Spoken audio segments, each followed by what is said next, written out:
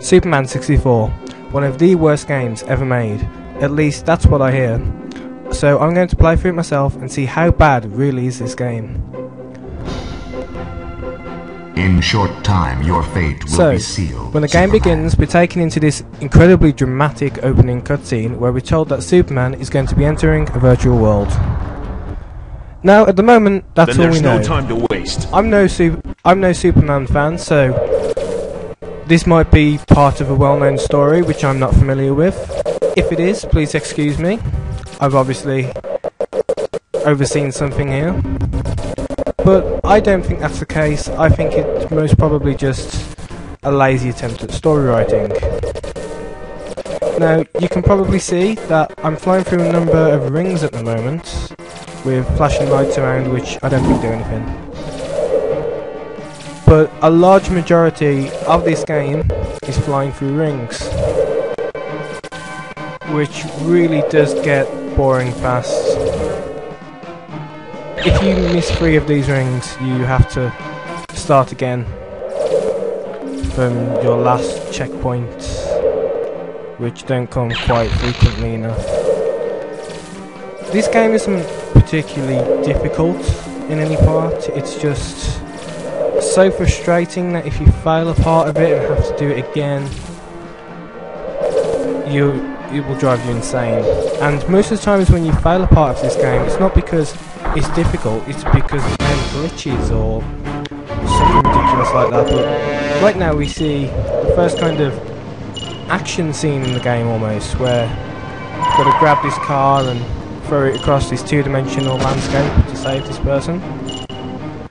And you can see in the distance a car heading towards another innocent woman when the mission ends, and I apparently do not have to save her. It's comforting to know Superman is out there trying to save us all. Anyway, to the second ring stage of the game now. I told you that these come frequently. I was not lying. After any kind of action scene in the game, you'll end up flying through rings. That's just a fact you've got to accept pretty early on.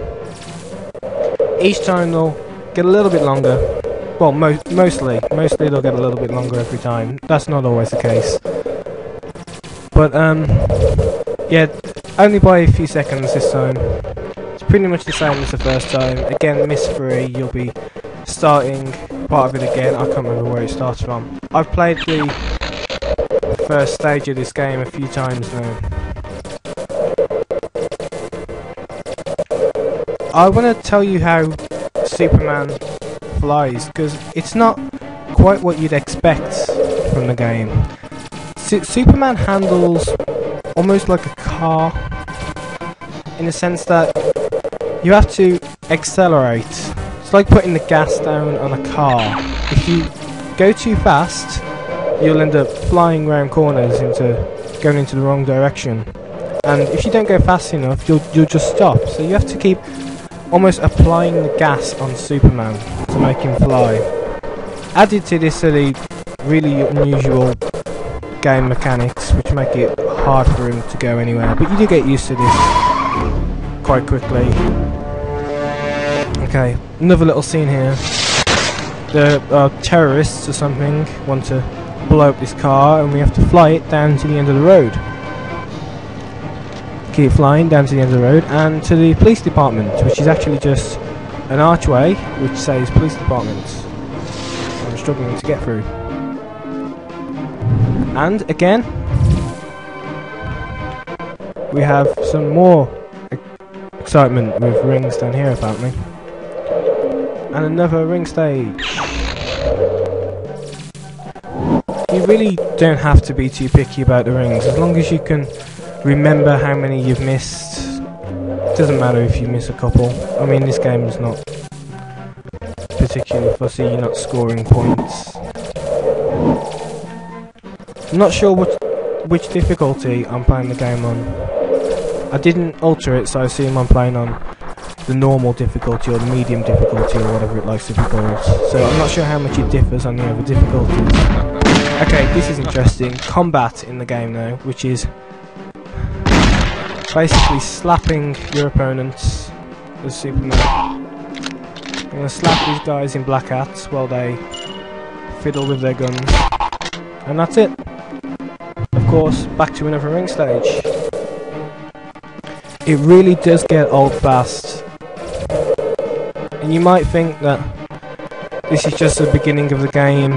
They're trying to get you used to it. No, no. You will not be left to fly on your own in this game. You will fly through rings whenever the game demands you to. Which is very often. It really is frustrating. Just take a moment to admire the scenery in this game. It really is beautiful, isn't it? Anyway, the reason I wanted to play this game is because anytime I've read a list of worst games compiled by people, this is always up there, right at the top. And I've never really been sure how it can be that bad. But through playing it, I started to realise just how awkward it is. There are so many little bugs and glitches everywhere in this game which will cause you to restart the level all the time. Again, that goes back to my point earlier when I said it's not the difficulty that makes this game difficult, it's how many stupid little bugs are planted into it. Okay, now I've got to defeat a tornado. How do you defeat a tornado? I might hear you ask. Freeze it, apparently. That does the job. You can see I got that little power up that was so I could use this super power of ice breath. Can't edge forward when you're flying, so you have to apply a little bit of gas and then let go. Because of the game's ridiculous mechanics there. Okay. Now I've decided I've had a little bit too much excitement, so I've got to fly through some more rings to calm down. I agree.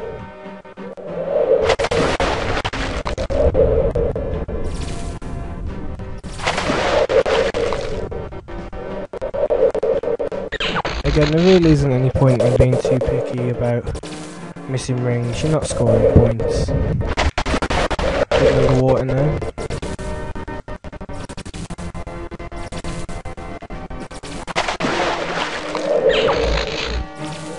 I really did find this game difficult to control when I first started playing it. I couldn't fly through a ring, it was ridiculous, but again you do get used to it. It's not quite as bad as it may seem. Granted, not all levels are quite like this, and not all levels feature quite as many rings. Once you move on to the next stages, you'll find a bit more of an action adventure kind of platform. But for the moment, I must have flown through 1,000 rings already. It really is like playing a Sonic game. This nasty one is putting under the water, of course. And we will see something that we haven't yet seen before. Superman wins. Anyway, this has been my video of Superman 64, just showing you some footage from the first stage. I might be trying to take on the entire game and just show you how ridiculous it really is, but from my experience so far, I've played a bit ahead of this. It really is one of the worst games ever made. It's just terrible, really. It makes me want to cry. It's that bad. But I hope you've enjoyed watching this and had a bit of insight into the game, and come back and I might be doing a few more.